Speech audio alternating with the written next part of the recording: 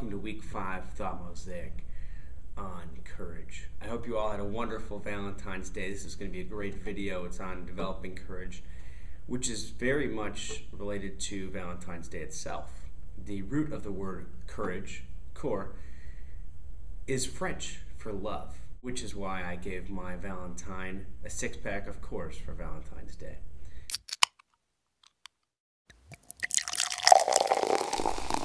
And I guess you could say that after drinking said 6-pack of Core, you would have courage.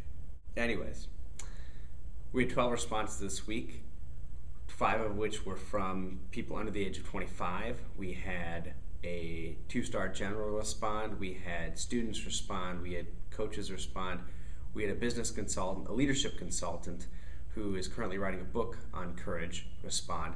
So it should be a very good and deep response to how to develop more courage. And as a side question, what is courage?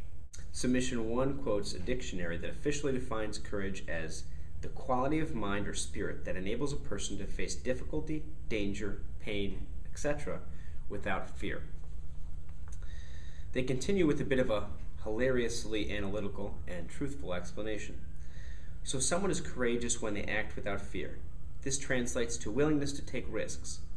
People seem to act courageously when their sense of risk-reward is skewed for some reason.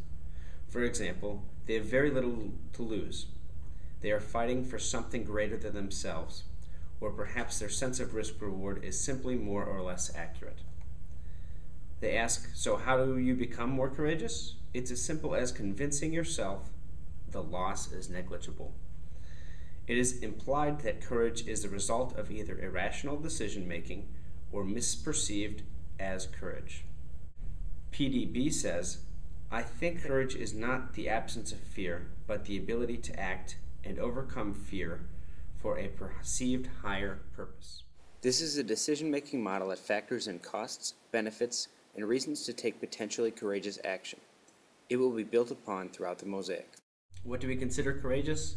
I think PDB and Submission 1 both have insights into this question. The answer lies somewhere in between others acting in spite of things that I fear. So, you are so courageous, you killed a spider. I'm not scared of spiders. And the appreciation of the higher purpose. In the case that instead of a normal spider, it was the most poisonous spider in the world.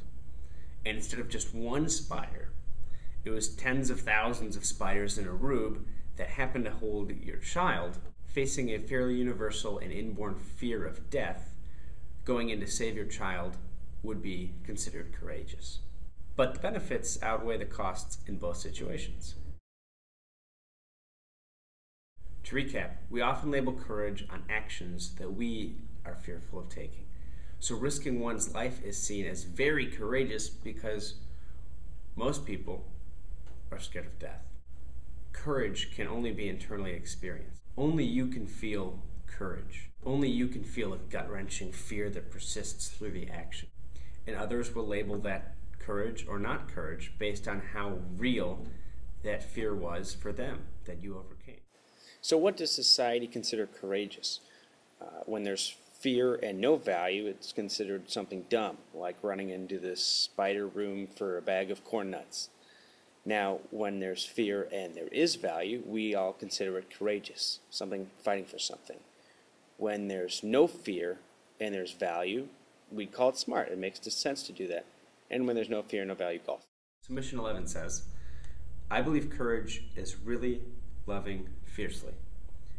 To do so requires trusting my loving, believing in the beauty and worth of what I love, trusting my ability to cope with the consequences of my fierce loving, and finally, believing that the value of my courageous action outweighs the worst possible consequence of that action. They go on to quote a Rumi poem. I would love to kiss you. The price of kissing is your life. Now my loving is running toward my life shouting, what a bargain, let's buy it. That is the kind of courage I want more of in my life and in my world. Submission 8 responds, I think all of us have equal amounts of courage and cowardice. Hence, we cannot become more courageous. We can only choose to act more courageously. To see acting this way as a choice is to increase our possibilities. One is not either courageous or a coward. One is always both. Brooke Yokoyama distinguishes between strength and courage. She starts by quoting a poem. Wow, I think it's a poem with an unknown author. It takes strength to be firm. It takes courage to be gentle. It takes strength to stand a guard. It takes courage to let down your guard. It takes strength to conquer. It takes courage to surrender. It takes strength to be certain. It takes courage to have doubt. It takes strength to fit in. It takes courage to stand out. It takes strength to feel a friend's pain. It takes courage to feel your own pain. It takes strength to hide your own pains. It takes courage to show them. It takes strength to endure abuse. It takes courage to stop it. It takes strength to stand alone. It takes courage to lean on another. It takes strength to love. It takes courage to be loved. Finally, it takes strength to survive. It takes courage to live. Brooke concludes, I think strength involves fighting things that are external to you, while courage involves facing problems that are within you. The world is full of strong people, but courageous people are harder to find. Being courageous involves being aware of your fears and being able to distinguish which of those fears are irrational and detrimental to enjoying life. Courage takes a lot of practice. Once you do one courageous thing, you feel extremely proud of yourself, and you long for another opportunity to show your courage. But if you let the opportunity to be courageous go by, your self-esteem goes down, and you will view yourself as more of a coward. All right, so don't do that. Don't let the opportunity to be courageous go by.